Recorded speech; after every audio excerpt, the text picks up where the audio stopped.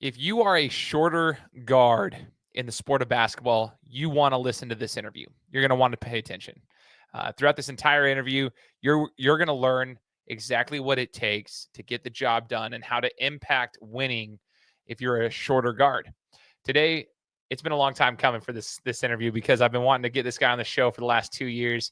I knew about this guy well over a decade ago when he was playing junior college basketball. Then he came over and played at Boise State. He then went on to the professional realm of basketball, and he has quite the journey and a lot of insights to share with you guys. Super knowledgeable about the sport, and you're going to want to listen to this one. This is the Gametime Guru. So, what time is it? Game time!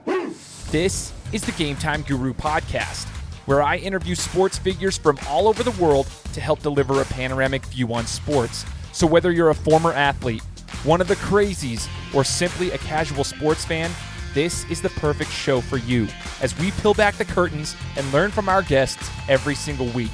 I'm your host, Shane Larson, and I'm helping you see sports through a different lens. What's up, everybody? Welcome to another episode of the Gametime Guru podcast. Shane Larson here, host of the show.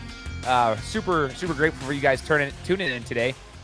Really awesome opportunity for me to bring on a good friend of mine who is a legend over here in this area, but I actually know him on a personal level now, which has been really cool. It's been a long time coming for this particular interview. We've been discussing stuff for probably about the last year and a half, 2 years now, trying to get the show coordinated. But we met up at a basketball tournament just about this last weekend. At the time of this recording, it was just this last weekend, and we're like, let's get this done. So we now coordinated the schedule, and so I'm super excited to bring on our guest. As you guys heard in the introduction, the guy's got a lot of experience in the basketball world, collegiately, and then even after his collegiate realm, which we're going to talk about that as well. His name's Montigo Alford. He is a former Boise State basketball player, which is a lot of people in the Treasure Valley know him, but you'll know him from outside of there if you're listening to this from outside of the Valley. But Montigo, thanks for joining the show, man. Yes. I'm excited. Yeah. Super stoked to have you, man. Super stoked. You have a really cool journey. And there's some stuff that I believe will be really helpful for the listeners, especially younger athletes in the basketball sphere specifically. And I want to kind of jump into a couple things here. So first off, I'm just going to set the tone here. And this is just, mind you, I'm just listing off your stat line, like what your stature is. You're listed at 5'9", pretty much throughout your whole career. So I just want people to understand when you're watching this, if you don't know, you never watched Montigo play, 5'9" guard. Just keep that in mind as we talk about this interview, because it's not like he's 6'3". That actually plays a big role in what I want to emphasize during this. This is why I think it's so cool to be talking to you, because there's a lot of kids that probably resonate and relate to, they're just not the tallest of guys, but can they still get the job done, which you have. So let's just remember that in the back of our minds as we're talking about this. Montigo, growing up, at what point did you actually pick up a basketball when you were playing when you were younger? Were you a multi-sport athlete, or was basketball your main focus growing up? I was a multi-sport athlete. I started actually playing football first when I was about 3 to 4 years old. And then I watched my older brother. He was playing basketball. He was about 3 years older than me. And he was really good. Like, I can jump high, he can jump high too. And he's probably about 5'9", 5'8". So that's when I kind of like started to fall in love and have passion for basketball, mainly because I wanted to be him too. I wanted to be better than him. He was really good. He used to tease me a little bit. But that was where the passion to be like great. Like, you know what? I can do this. I didn't know how tall I was going to be, but at the time, I was only 4 years old, 4 or 5 years old. And then I didn't start playing organized basketball until about third grade. So yeah, that's kind of where it started for me. And then from there, I just had a mentality of, I gotta make it. I have to. There's just no other way around it. Well, it's awesome you had the mentality. Did you look up to anybody like from a professional level? Like, were there any hoopers that you watched growing up that you kind of took after their mentality or their skill set or anything of that nature? It started with my brother first. Okay.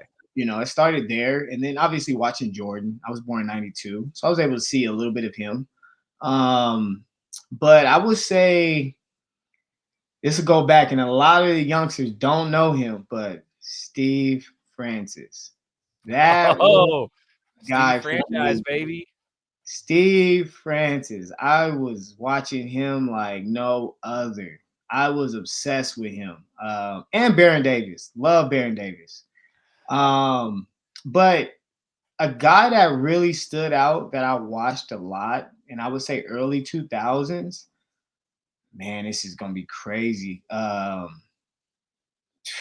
Kobe. Yeah. And I was a Kobe hater. I was a Kobe hater because I like Tracy McGrady. But when you watch him go get 81, it's just you go back and you look at that film, you're just like, wow, that is relentless. Like the rim looks like an ocean for him. Like in order to be in that type of game and mindset, you gotta be like, you gotta be crazy. You gotta be crazy for your craft. You gotta be crazy for wanting to be great, and I was like, I watched that live and I was just amazed, like, wow, I can't believe this. Like he can shoot it with his eyes closed, Dude. And so like from there, I paid a lot, real close attention to Kobe, even though I was a Kobe hater. I've had guys. I like Bibby when he was with the Kings. Love Bibby. Bibby was great. Jason Williams was great. Tony Parker. I've got a lot of guys, but Steve Francis, Kobe Bryant, those guys I watched a ton. Obviously Jordan, but those are guys I really looked up to, and really idolized my game a little bit. And as I got older, I started to mold my game into winning basketball, because you have a role on a team, and that matters. Like you said, I'm 5'9", so realistically, if I get an ISO play, like that's great, I'll take it. But 9 times out of 10, it's important for me to get 2 feet in the paint and get my teammates open, 94 feet, and play winning basketball and run the show. As a point guard, we don't talk about that anymore. Is you have to be able to run your show. If you're not running the show, you're not doing your job. Dude, all of this, I'm taking notes while you're talking, Tigo. It's interesting. You've just name dropped a couple guys. Like, we're talking Steve Francis. I think even the fans that are my age, I'm 36, just a few years older than you, and like even the fans my age have forgotten who he was. I'm like, dude, if you watch him, like especially his rookie year, right? Steve Franchise was the best, dude. Like he was nasty, and then he still had some good years after he got traded. But it was that Tracy McGrady trade over to the Rockets and the Magic and all that. So like that flip flop over there. So I mean, he still was good, but he kind of fell off. People kind of forgot about him once he went to the Magic, and T Mac went over with Yao and did his thing with the Rockets. But like those are some big time names right there. And then you mentioned Baron Davis. I think Baron Davis is one of the most underrated point guards. And I don't know if underrated is the right word to use, but he's kind of underhyped. I felt like he should have had more hype because had so many knee injuries. My whole thing was it didn't matter where he played. When he was healthy, even later in his career, Baron Davis was nasty. He ran the show. Like he did what he was supposed to do. I mean, didn't matter where he played. When he was healthy, he was good. He was good to watch. He was impactful in a game. It didn't matter if he was coming off his knee injury. Dude, there was a time with the Cavaliers. He was old, dude. Like, but he was still hooping. Like, I don't know. Baron Davis had some good spots during his career, even when he was older and he couldn't jump off the floor anymore. He wasn't the same explosive guy he was early in his career before his knee injuries. So it's just interesting you drop those names. I freaking love it, man. Like, I hope the casual fans do a little bit of a Google search and go back on in time on that. Talking about I want to talk about your stature a little bit. 5'9", listed at 5'9". Were you 5'9" in high school as well, or were you even shorter in high school? When did you hit your 5'9" growth spurt, I guess? It's crazy. I didn't pay attention until seventh grade year. That's when I got my first dunk. And so I didn't really pay attention to how tall I was. I was just like, yo, I can dunk. Like, you know what I mean? So I think I stopped growing probably, my freshman year. And it's crazy because you can go on the internet and look. and like they had like a little scouting report about me. And I think it was on ESPN, maybe Max Prep. I have no idea, but it's on the internet. And it said I was physically maxed out. And so like at the time I'm looking at it, I'm like, man, what they mean, bro? Like I still got time to get better. Like, but I understood like they were saying my body, my frame was physically maxed out. Like I'm not gonna get, taller, like, I'm not getting my arms not gonna get longer, like, you know what I mean? So I was just kind of like, dang, like it's all good, but I could still play with the best, you know what I mean? Don't matter the height, you know what I mean? I could still play. And I just had my mentality as a freshman, man, was different. Like in summer school, bro, like I was whoever was the starting point guard, matter of fact, and he might be mad if I say this because he followed me, but I love you, dog. But he was the starting point guard before I came in. And so the first day of summer school, I was like, who's the starting point guard? He was like, me. I was like, all right, let's go. Check it out. My team versus your team. Let's go. And I'm coming from, eighth grade, you know what I mean? And I let him know right then and there, set the tone. Like, yeah, I'm not coming in here to play behind you. I am coming in here to steal the show. I'm coming in here to let you know this is my gym. This is my, you know what I mean? And that was my mentality.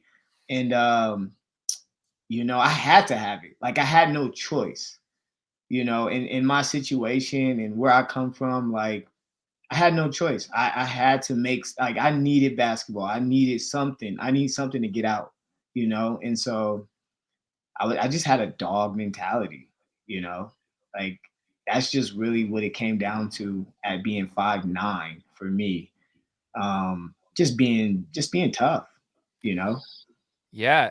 And here question on that though. So like I've been part of teams where we've had guys like yourself that, they come in there. I would call them like underclassmen. They're coming in there, we're seniors. We got freshmen and sophomores trying to make playing time on the varsity squad, that on a senior field team in my in my high school. And it was like they had that mentality. I want to ask you, the advice that you might have. How do you go about having the dog mentality, but also being a good teammate, right? Like you can do that while also lifting your teammates up. I think people get it mistaken. Like you don't have to be a jerk. You don't got to be a dick to be like, you can have a dog mentality and be able to uplift your teammates, make them better around you.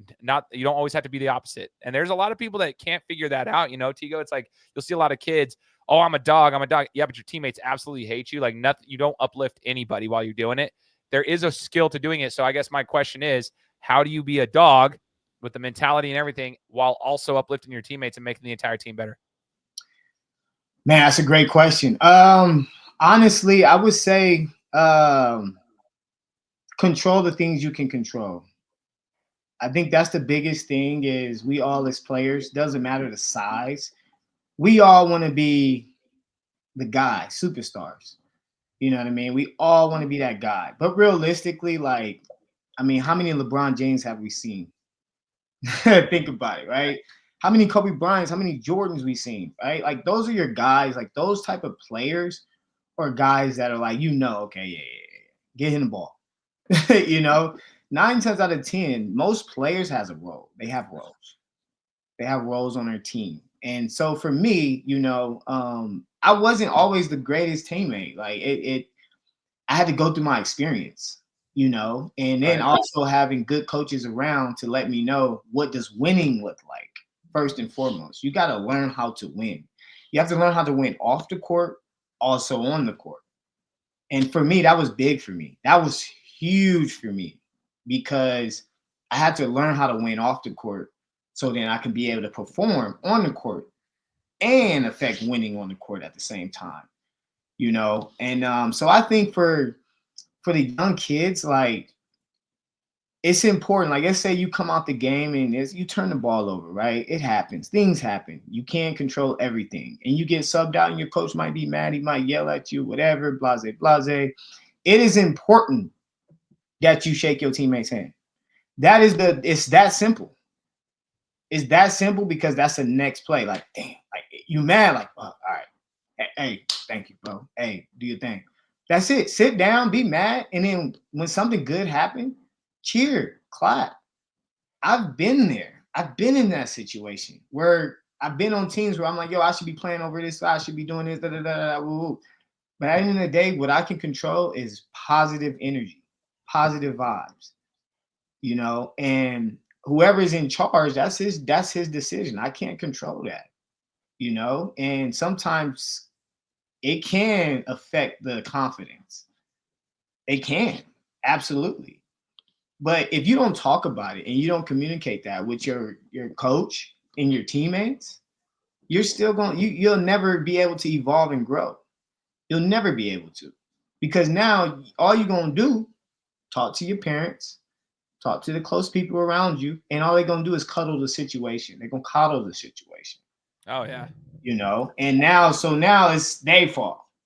But then they're doing this while you still ain't evolved. You still here with that mentality. So I think the number one thing is it's about winning. You have to be obsessed with winning. You could be on a team and don't play no minutes and still be a part of winning. Because no one's in there seeing how the practices is going. They're not in there. They're not in the trenches with you, right? Exactly. They just see the games, the highlights. That's it. Right? And sometimes as a player, it can affect you if you're not a part of that. But if you understand, like, okay, our team won. You know what? It's selfish of me to think like, man, we won, but I only had 2 points. Yeah. Man, those 2 points matter, bro. Like, go home with your 2 points. Like, you won a game. It's about winning. People like winners. Don't matter the situation. And obviously too, film don't lie. Yeah. I always watch yourself, pay attention to your movement, your patterns, pay attention when you come off the bench, pay attention when it's 8 o'clock, when it's a turnover, pay attention when you miss a shot and how you get back on defense and how you respond. I think a lot of that, comes with what you do off the floor. People may think they live in a good life, but that might not be good for you to be able to perform at a high level. So you gotta figure out and be aware of what works for you. And it's deep. That's deep. That's a lot. Yeah. Especially for a young kid, that's a lot, man. That's a lot.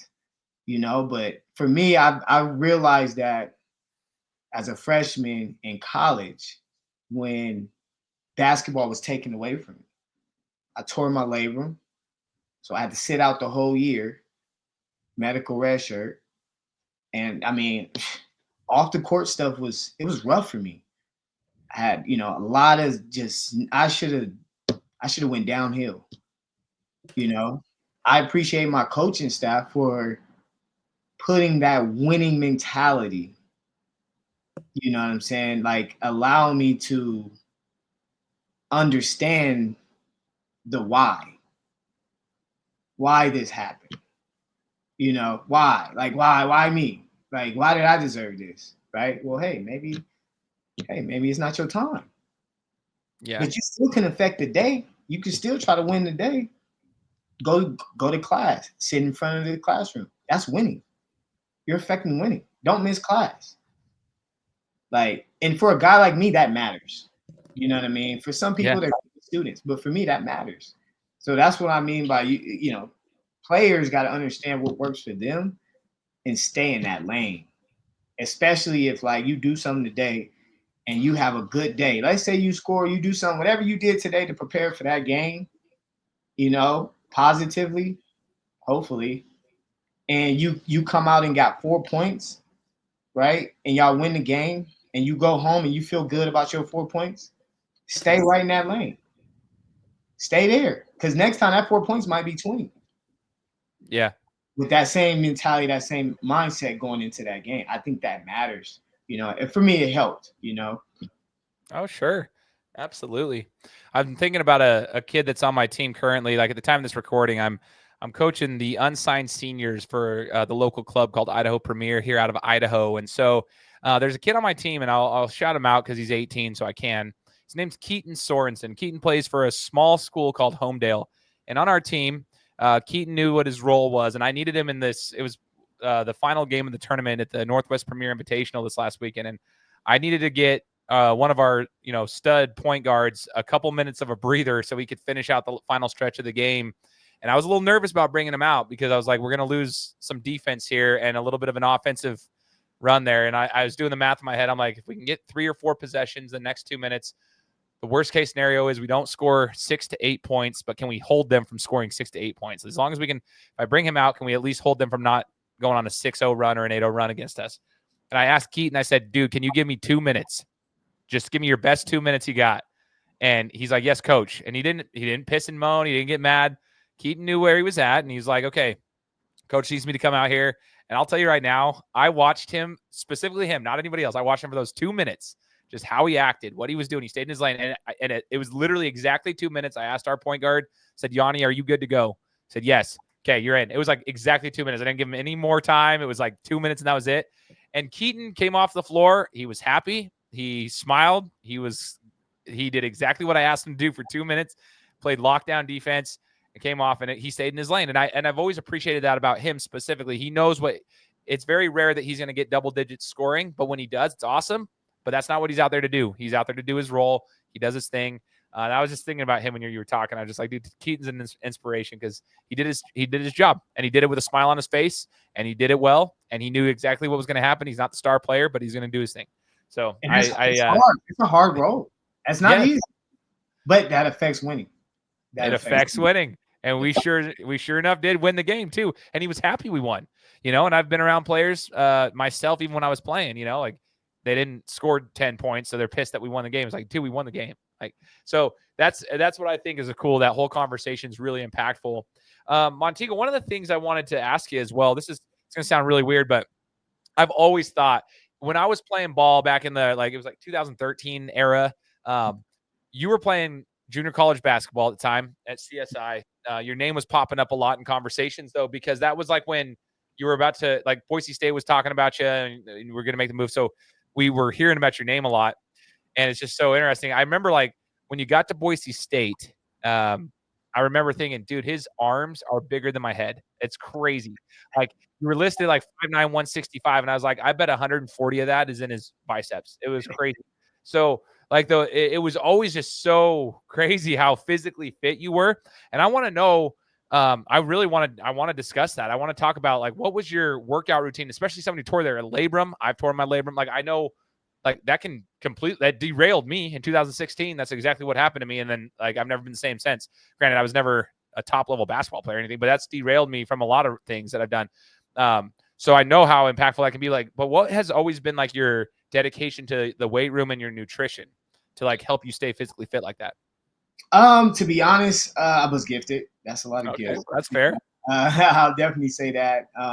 I started lifting, to be honest. It's crazy. In 6th grade, I had like a couple, weightlifting sessions.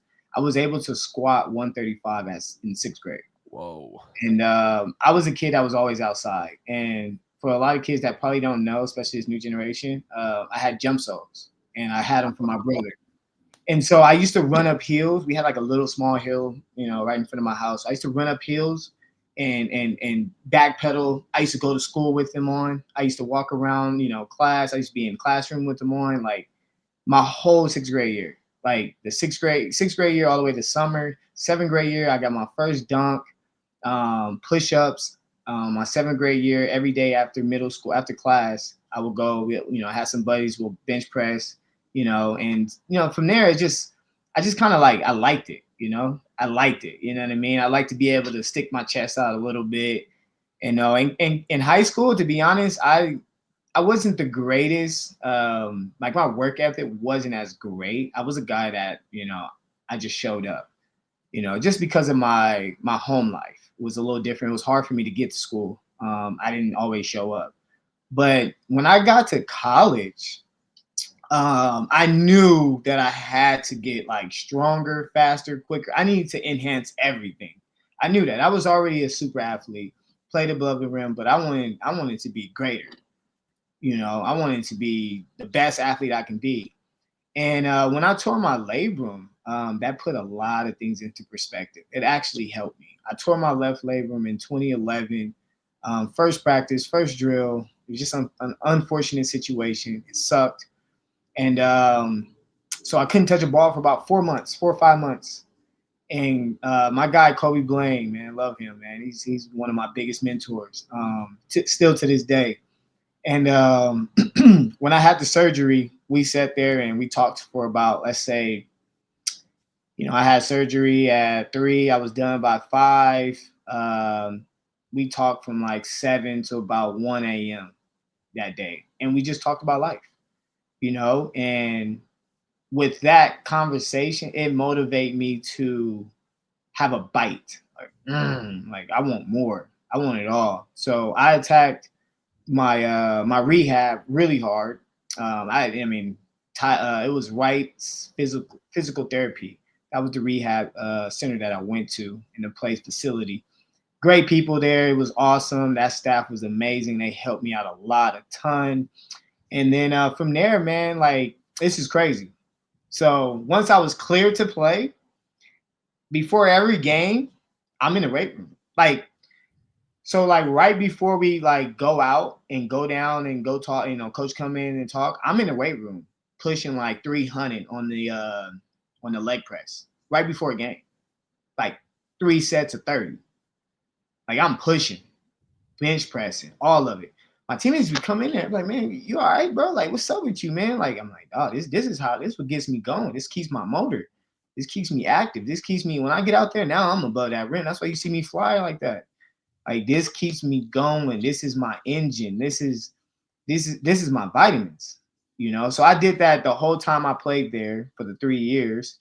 And then when I got to BSU, I just became an even more elite athlete. Just crazy. The weightlifting was just different. It was just insane. And I was obsessed with it. I was really obsessed with the weight room. I lived in there as much as I can. I went hard. I was one of the strongest guys on my team. And we used to say, if you got the first rack, you the strongest. You that guy, And so when I first came in, I'm in the 4th rack, 3rd rack, So I worked my way up to that first rack, and I felt good. I'm like, man, I'm the smallest one in here, but I'm throwing that iron, I'm throwing that weight. So, it just felt really good. And just being the best I can be, feeling good, feeling strong, because the biggest thing is it's gonna happen. You're gonna get switched on to a 7-footer. You're gonna get switched on to a guy that's probably 300 pounds, 280, whatever he is, he might be a problem, but you gotta be able to affect winning. You have to be able to front the post, push him out the post, box out, and rebound. Me being at 5'9", 9 times out of 10, they're like, no, there's no way. There's no way he can do all that. It's impossible. So that's why the weight room for me was super important. Nutrition-wise, I'm not going to lie. I'm skinny, and to be honest, I need to eat more. I played at 165, 168, and I could never get up to 175. I've always wanted to play at 175, 180, but it's just been hard. It's been super hard. I normally fast, I do fasting. I probably won't eat until 3 p.m. That was a given, especially early in my college career. And that was the thing, hey, you got to eat, bro. You eat breakfast, lunch, and dinner. You got to eat. You got to eat. You got to eat. So, man, that was very basic. Man, it's crazy, but the dedication of the weight room. It's funny you mentioned Kobe Blaine's name. Just had him on the show 3 weeks ago for the second time. I had him on the show 4 years ago, and then I had him on the show again 3 weeks ago talking about it. That was one of the biggest things he talked about, is the weight room and how their team over at College of Idaho, they lift weights all season long, even up into the tournament over in Kansas or whatever. They're out there lifting, and no, that's part of their dedication. I love Colby as well, and that dude's an absolute stud. And then I saw that too. I was happy he mentioned that. You gotta lift during the season, man. This soft stuff that I'm seeing is crazy to me. I just don't get it. And then I'm sorry to say it, but the delusionalness of your circle. Let's just say that, because I don't want to point the fingers. Your delusionalness of your circle, and not just being basic and simple. Just do the work. Understand and be aware of what works for you. Stop thinking you gonna be LeBron, Steph. You're never gonna be that. That's just the honest truth, And I work with a lot of kids and a lot of different, athletes. And I know once season come, it's like, it's time to relax. It's like, okay, hey, you want to go where? Oh, okay, I got you. And it's, when it's all said and done, you see, like, yeah, I told you, it ain't gonna lie to you. Yeah. You just gotta pay attention. You gotta be aware of what's really going on in the world. Like, you just gotta be aware of it. If you're not, you're gonna be sitting there, and basketball might be done after high school. Yeah. And it's because you listen to the wrong people in your circle. Pay attention, you know. That's And such a how good point, man. Go ahead. and for me, how I paid attention was, I was I do a lot of research on different stuff, and everybody looks at YouTube and reels and all that stuff, but it's how you get, what information you taking and stealing, and how you gonna use it, apply it to yourself. And LeBron James, and I want to say '07, '06, just a regular season game. I watched him wake up, like he had a whole, like, just documentary of his day, his game day. Got up, worked out at 10, hard workout, weights. I'm like, man, this dude squatting 207. What the? He got a game. Like, this is crazy. Hard workout, leaves, eats, take a nap, comes back, another workout before he goes on the floor, and now he's doing a warm up. I'm like, yeah, I'm not working hard enough. Yeah, I got to do more. I can do more. I can do more. I can do a lot more than what I think I'm doing. So that's why, like, I really did add the weight room on game day. Like, I got to hit it. It's important. Man, I'm so glad you just referenced LeBron. I listened to his podcast called Mind the Game, and he talks, before it was with JJ Redick, but now since JJ's his coach, it's Steve Nash. And if you listen to that, for anybody listening who hasn't listened to Mind the Game, it's absolutely incredible listening to Steve Nash and freaking LeBron James talk about basketball. And he did reference it. Steve asked him to go through his routine post game from the time that the game ends to what happens before the next game. And like they talk about his recovery process, it is dialed down to a T. But even on the game, he's talked about it. He's 20 plus years in the league, and he's still doing exactly what you just said. There's the pregame nap. There's the workouts. This is why he does certain movements with his body for resistance training to get the fast twitch muscle fibers to actually start getting firing. All this type of things that he's doing, get the blood pumping. That's how he sustains like a pretty good career with minimal injuries. I would say, knock on wood, over a 20 plus year career. It's crazy that you brought him up because I remember just listening to that about 2 or 3 weeks ago. And so, I was hip to that back in like 2011, 2010. That's crazy. I was hip to that a long time ago. So I added that to my game. Like, I added that to, my program for myself, because I was like, yeah, I'm gonna take that. Obviously it worked. Like, obviously it's worked out for you. Like, it's awesome. And so I would encourage all the people listening to this, take note of what Tigo's saying in the interview. There's still a couple things I want to chat about. So I know we were going to say 30 minutes, but we got to give me about 15, 20, and we'll call it good. I know I got to respect your time, man, but we got to. You're good. I got time. There's some good stuff here that I think you can touch base on. Also, I took note of this. You mentioned jump soles. Let me tell y'all something. For those kids who don't know, jump soles and like all the knockoff versions of everything that were there. Dude, I tried to wear those. I was a freshman in high school, and we were doing some workouts one day. My buddy's parents bought him some, so we were wearing them, doing some sprints down the driveway and stuff, coming back and doing our thing. I could not walk for like 3 days. My calves were like, I don't think they were torn, but I have never felt that much pain in my calves because like of how they were. Like, for anybody who doesn't realize, it was just like they forced you to walk on your toes. And so you do workouts with them, dude. Like, so Tigo went to school, like you said, like all things. So you're on your toes a lot. And then Baron Davis had a jumping program that you could buy online, like an ebook version of it in 2005. And so we did that. I think it was like Jump Flight or some weird thing. And it's a weekly program that it gets more and more and more with the repetitions. And so like you had calf raises, and then you had quick jumps, and then you had step ups, and you had box jumps, and you had all these things, and you did 100 reps. and the next week you were doing 200 reps every workout of each one of the things, 300 reps. You get up to where you're doing 1,000 reps a day of each one of those things, and that's when the workout, and like people would just do that. That was what we did back then to try to jump. Like nowadays, like everyone's got the Vertimax and all this stuff, like which is cool. Like it's everything's evolved, but the fact that you just referenced jump soles, I thought that is incredible. I'm like, that is so dope. Now, Tigo, as you were going into, okay, this is actually a funny question that I need to make sure I make a comment about. Okay, if anyone Googles your name, Boise State, you'll see like the pictures of you playing. You were playing basketball, in my opinion, in the era in which shorts were the adequate length. That is the length of shorts that everybody should be wearing. Nowadays, it's a competition to see how much thighs can we show, like as even the guys, right? Like how short can the shorts be? Now, what is your opinion on short length? What is the adequate, like what is the right short length as a basketball player since you've played in different eras? I want to know what your thoughts are. I will say right where the knees are. Okay. Either right above the kneecap, that's the shortest, or where the kneecap is, or right below. I think with thighs showing, to me, it's just like, what are we playing, female basketball?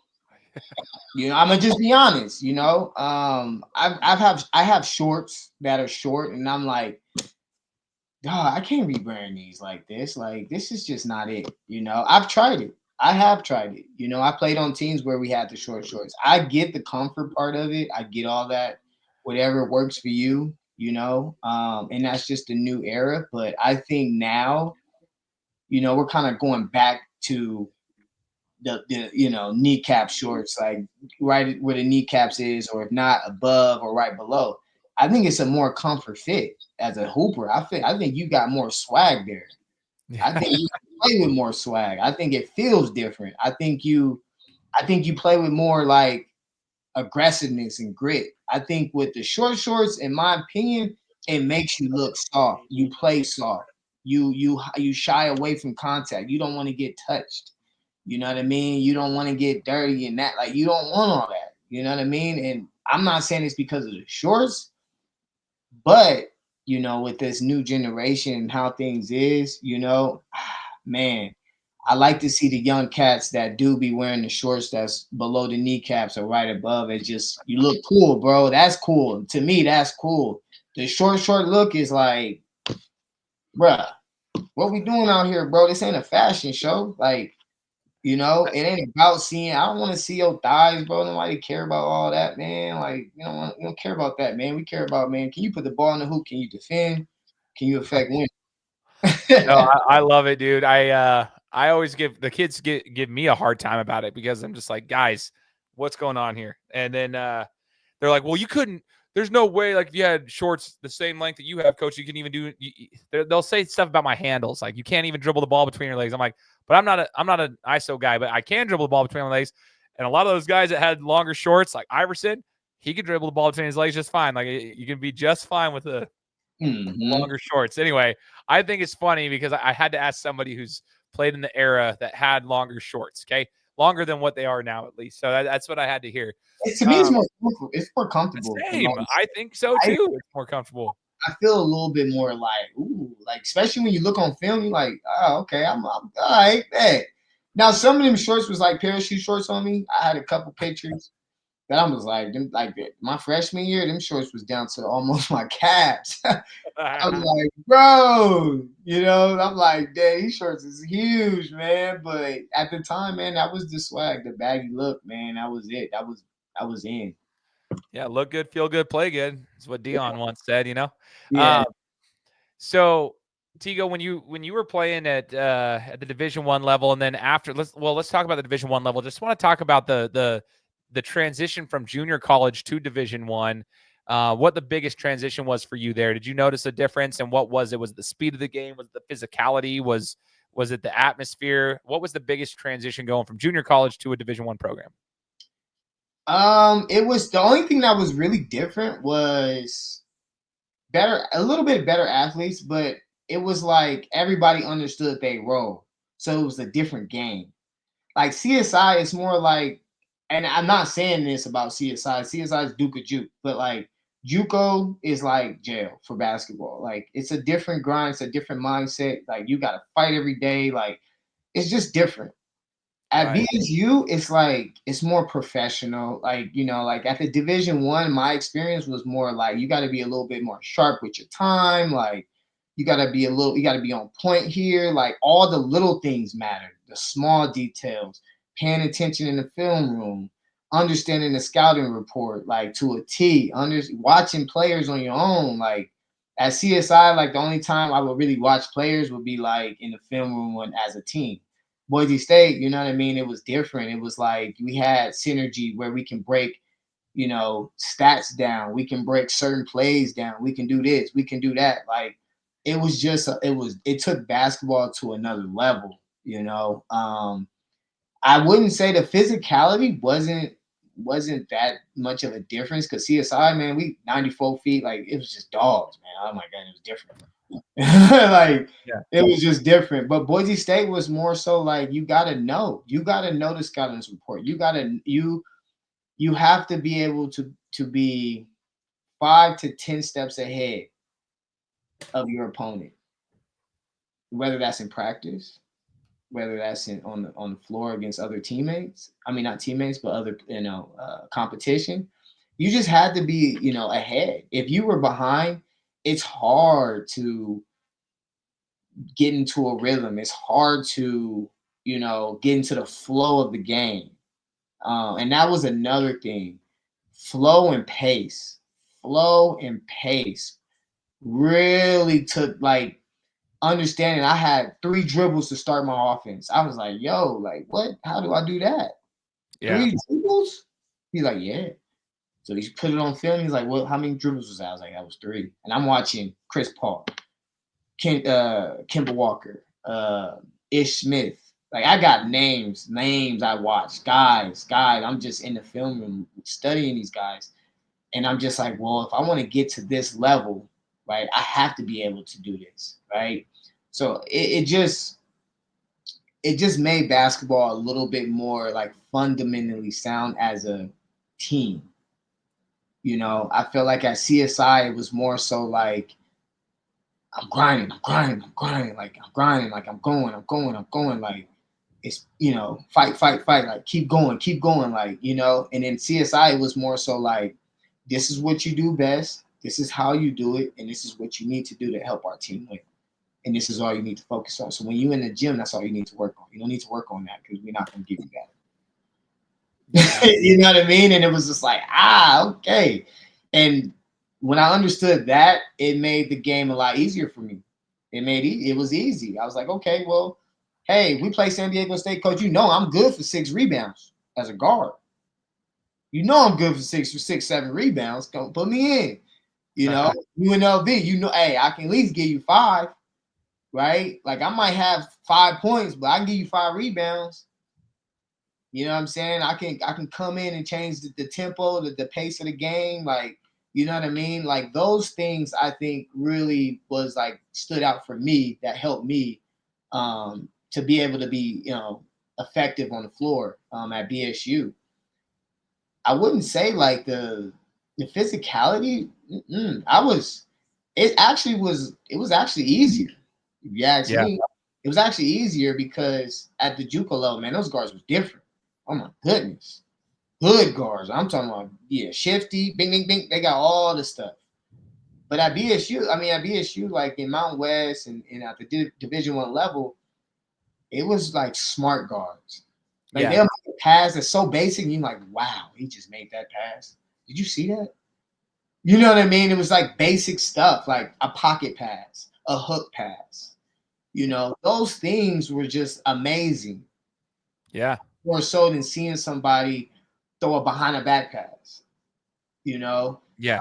um, throwing it over the top to the big. Like those things were great. That's great play. Like, and so that allowed me to, bring my game back and simplify everything that I would like to do. Just simplify it. Get straight to it. Man. Because playing in Right. front of 15,000, 20,000, fans, You know, it's hard. It's hard. You know, you got to deal with that too. On top of communicating, on top of getting the call, on top of knowing what you're doing, understanding the scouting report. There's a lot of stuff going on. So Oh, sure. you know, you just had to be on point. You had to be on point. Dude, that's so crazy. And one thing you've referenced a couple times, Tigo, throughout this interview was, you know, you were watching film, whether it was on yourself or whether it was like watching and studying other guards. That is a lost art. I've asked multiple kids that I coach, do you guys watch basketball? Like, do you even watch the playoffs going on right now? Like, do you study the game? Not many of them do. I was talking to Abu Kijab just about a month ago, and he was talking about how he studies the players he wants to be like, and he studies how they move, and he studies what they do, how do they create space, where's their footwork at. And I'm like, man, it feels like it's a lost art these days. Like, people don't watch the game. And I'm like, dude, I was a very unathletic guard, but I was able to be effective in different ways because I understood body positioning. I knew how to play defense in the post. I knew how to shoot. I knew how to get my shot off, even though I wasn't going to like jump over you. I knew how to get my shot off. And so like there were little things that I had to learn to, yeah, call me a very like Mike Miller was a good one to compare. Everybody called me Mike Miller. I was like the unathletic white guy that, you know, could hoop. He could impact a game, but not like I wasn't gonna be like not like a Doncic or something. I'm like a Mike Miller. That's a good way to put it. Slow, but can shoot. Yeah. Anyway, you just got to study the game. I think if people just watch film, like you've referenced that a couple times. Now, Tigo, going outside of like what was the process like when you were done playing basketball at Boise State? Like, did you know you wanted to play at the next level? Did you have aspirations to go another level up? And then like walk us through that process of what happened, what transpired after Boise State was done. Man, whew, a lot. I signed so after I graduated, I was like, yo, I'm gonna play. Like, it didn't matter. Like, people probably thought I was gonna be done. Like, no, I was gonna play regardless. I was gonna figure it out. And so when I got done, I signed with Scores First. Shout out to Matt Bausch and a couple guys that was around him. He kind of plugged me with them. Matt Bausch was with Scores First. And so I signed with them and went to a couple Euro camps, you know, showcases down in Vegas. Had good, you know, good camps, you know, I did my thing, you know. And so I ended up, you know, getting drafted by Reno Bighorns and had a strong training camp. I had a really good training. I was in there getting busy. Like, I was getting busy, but the problem is I'm 5'9", right? Like, I got to do more, you know. And was I ready? I was ready. You know, I just needed a coaching staff to give me that opportunity, you know, for the development to understand the flow of the game, because at the NBA level and the professional level, it's different. The game is different. It's just different. It's not college. You know, you got to kind of slow everything a little bit down, but still play fast at the same time. You know, and I did struggle a little bit with that. But not necessarily. I just changed my workouts. I just changed how I did everything. I just did extra, more and more. So I ended up getting picked up by a team in Germany. And I went to Bayreuth, the end of December. It was like 2016. So I was out there and I played on, it was like fourth league. So it was the Regenat team. So it was like a bottom team for the BBL team, for the top team. And it was basically the feeder team, basically. And so I was playing on that team and I felt some type of way, but I was able to practice with the top team, you know, and I was just like, man, I can be out here. Like, I can play, bro. Like, just give me, you know what I mean? But I'm playing with this team. So I felt some type of way, you know, my ego got in front, you know, it got in front of me, and I wasn't able to be patient with the process. But I'm out there and I'm having about 23 points a game. I ended up having a 50-point game. I went crazy. I'm all in the newspaper there in Germany. Yeah. You know, and the top guys is coming down, you know, I'm hanging out with them. They're like, yo, you doing your thing, man. I'm like, man, I hope they, you know, call me up, man. Like, anyway, the situation just wasn't, it was great, to be honest, but the coaching staff, our coach was kind of crazy. I didn't really have no issues with him, but other players on the teams, you know, on the team had issues with him. And so they ended up changing the coaching staff mid-season. So in the start of that, you know, it was just a bunch of drama, and I got in the mix of it. And I was just like, how did I get in the mix of it? I just came here to play basketball. And I just got here in December. So this is around like February, March. So I ended up leaving that situation because I was cooking up like a deal in Colombia. So I ended up leaving, which really hurt my career when I left there because I love Germany. I love playing in Germany. Great, great place. Love it. I left Germany to go play in Colombia in May to June. And that was a bad contract. Like it was just rough. I'm out in Colombia and it was just like, bro, what is this? I can't get no ice for my knees. Like, man, I can't walk outside with my phone in my hand because somebody gonna try to steal. Like it was just it was third world country. It was different. So I'm like, man, coach, where we at? Like, what's going on? So I ended up getting out of that situation. I ended up leaving. So now I'm sitting here, I'm just like, man, like this is just bad. Scores first kind of was like, I kind of stayed with them until the end of the year. And then I said, I'm gonna go in a different direction. And so when I did that, they kind of like eliminate everything that I did. So I couldn't use none of the stats. I couldn't use nothing. I was like, dang, bro. So now I'm back at square one. And so at the professional level, you got to have numbers. Numbers matter. Numbers Yeah. matter in order to market yourself, promote yourself, brand yourself. You got to have the numbers. You ain't got the numbers, it's over with. Chop suey. They're going to go with the guy that got numbers, even if you're better than that guy. It is what it is, and that's just how it is at that level. And so I took a year off. I didn't get my next deal until 2018. I played in the TBL league for the San Diego Waves. And I had a great season. I averaged about 15 to 17 points, had some really good games. And then from there, the next year, I was going to go play with Owensboro in Kentucky.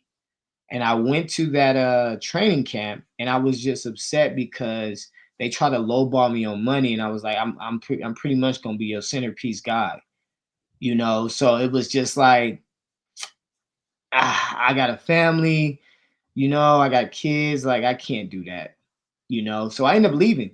I didn't stay. I didn't stay to take the contract, so I left, and COVID hit.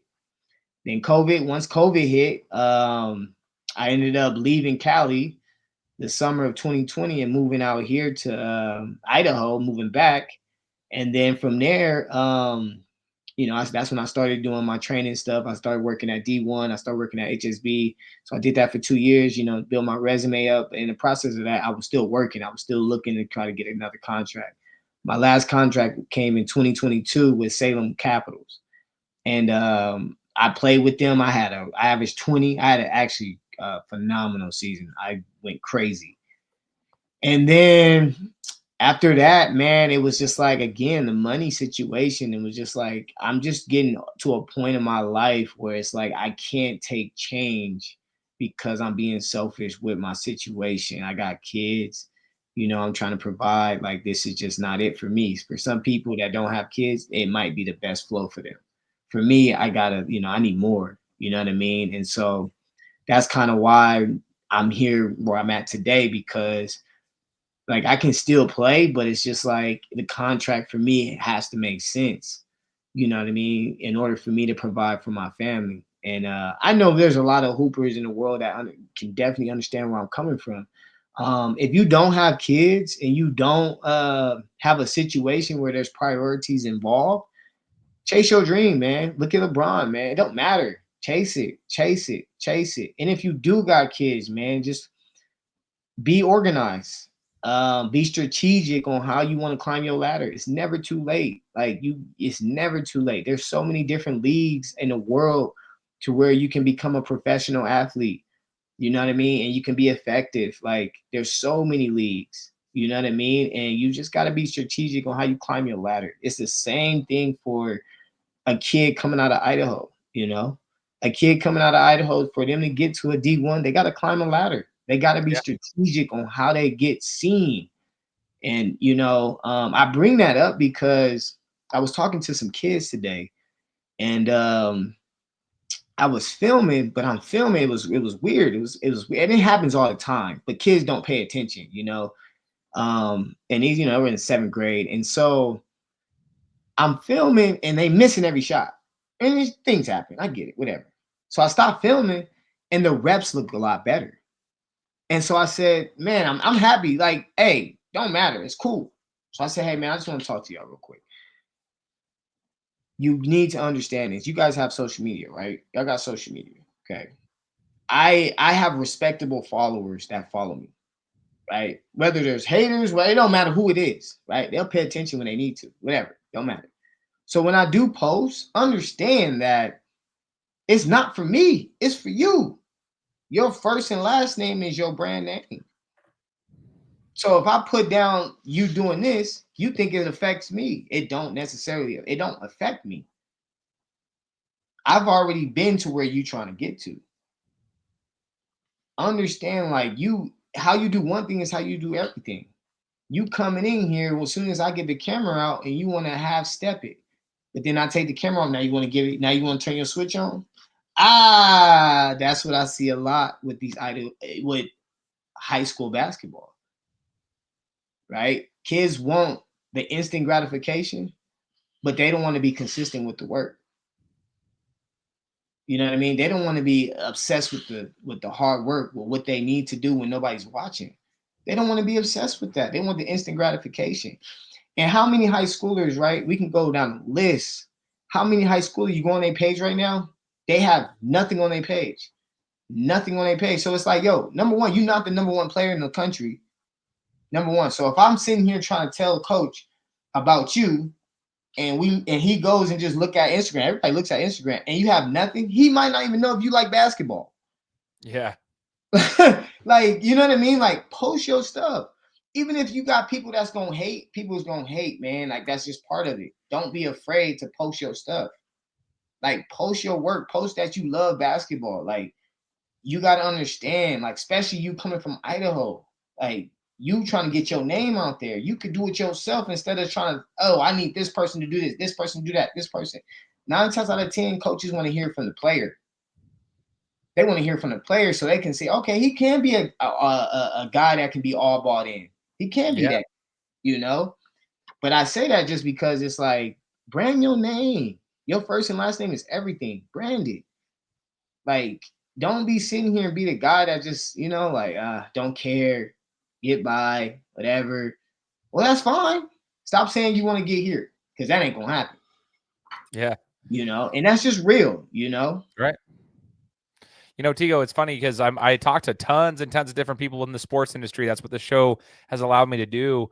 And man, you don't have to love social media as a kid. You can be pretty introverted, but just be realistic with yourself. Of like, if you're not leveraging your name and your brand, like you're not doing something about it, you will get left behind. You better be a very, very good basketball player or an athlete, whatever sport you're trying to get into, because they're the reality is people want to see something quick, and that's a good way to do it is to put yourself out there. And so you don't have to expect to go make money off your name, image, and likeness, but you probably should have something built on your social platforms where a coach or somebody can see it, or else unfortunately you will probably get left behind if you're not making enough noise. I think gone are the days where, you know, if you're good enough, they'll find you. I mean, that to an extent that can still be true in my opinion, but there's so many players out there these days that coaches can go find quicker.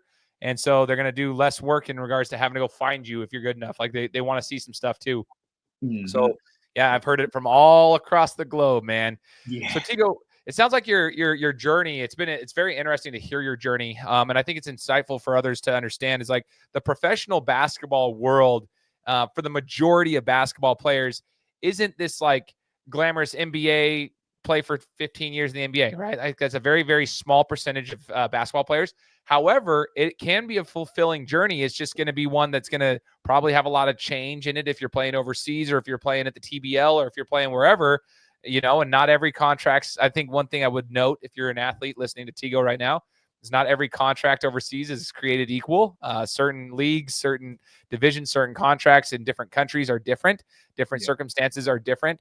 You mentioned a third world country. I mean, I've told multiple people, I mean, I lived in Brazil for 2 years for a church mission, dude. That's a third world country. It's different down there than it is here in the United States. So y'all better, if you're going to be playing overseas basketball, you might have a situation like that. You know, if you're playing in South America, hey, dude, Brazil ain't the U.S. and there's a big reason why. And so you just got to be comfortable with that and understand that that's part of the journey. I think is pretty cool. Just hearing your story is really cool. It's just like You've always been putting in the work, and now you're doing it with your training. I think it's awesome. You built your resume coming here with D1 and HSB and doing the thing, and now you're doing Tigo Pro, if I'm not mistaken. Tigo Pro Athletics. Is that how do you? What is your business name officially, so we can make sure to point that out? Tigo Pro Athletics. Yeah, that's what I thought. Okay, I want to make sure I said it right. Yeah, So right. talk to us about, like, if an athlete here in the area in the Treasure Valley wants to train with you. You know, you got basketball players, younger kids that you were just talking about right now. You got some of the older kids too, some of the older guys. How do they get a hold of you, Tigo? To be honest, I'm not gonna lie. I'm picky on the athletes that I work with, and I've always been that type of way. And the only reason why is because you gotta want it. Yep. You know, there's a way to go about it. You gotta want it. And for me, I mean, I'm easily reachable. Instagram, Montigo Alford, or Tigo Pro Athletics, or you can, my number. It's on my page. I'm easy to get in contact with, but I'm also like, hey man, like it's a doggy world, man. Like Yeah. I could be working with a kid for this long, and all of a sudden they beep over there, Mhm. boop, doing this, boop. And ain't nothing wrong with that, but it's like you gotta understand your circle. If your circle is not as real as you think it is, and you're not getting the real information that you need to help your development, you might need to recheck your circle. I'm a guy. I'm not saying I can get you to a D1. I'm not gonna sell you no dream. No, I can help you become a great athlete. Whether it's basketball, football, rugby, volleyball, whatever it is, I can help you become a better athlete and also thinking like a better athlete. Meaning the things that you do off the court, off the field, whatever it is going to affect you on the court, on the field. And that's what most of my athletes that work with me, that we talk about those things. The ones that get it, they get it. The ones that don't, they don't. And I'm just real and authentic on how I run my business and run things, because I wish I had that. Yeah.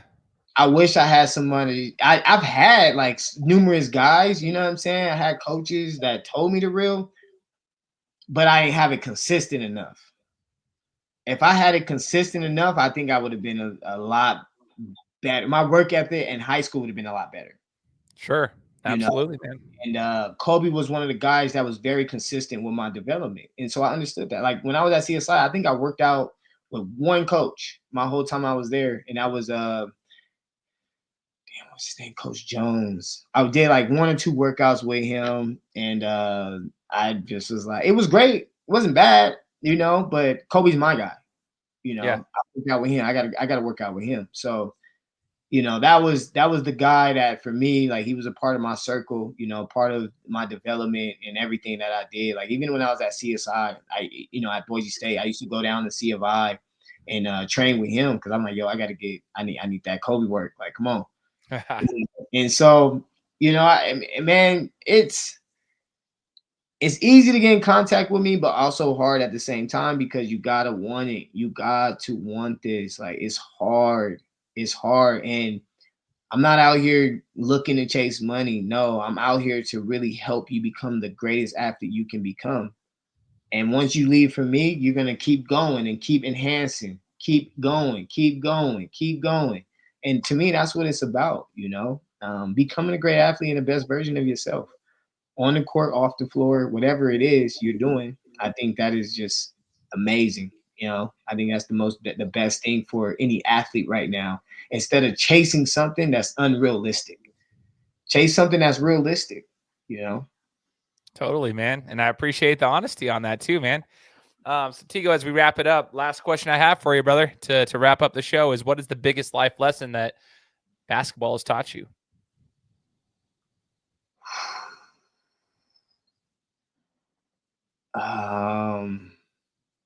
Discipline, and consistency.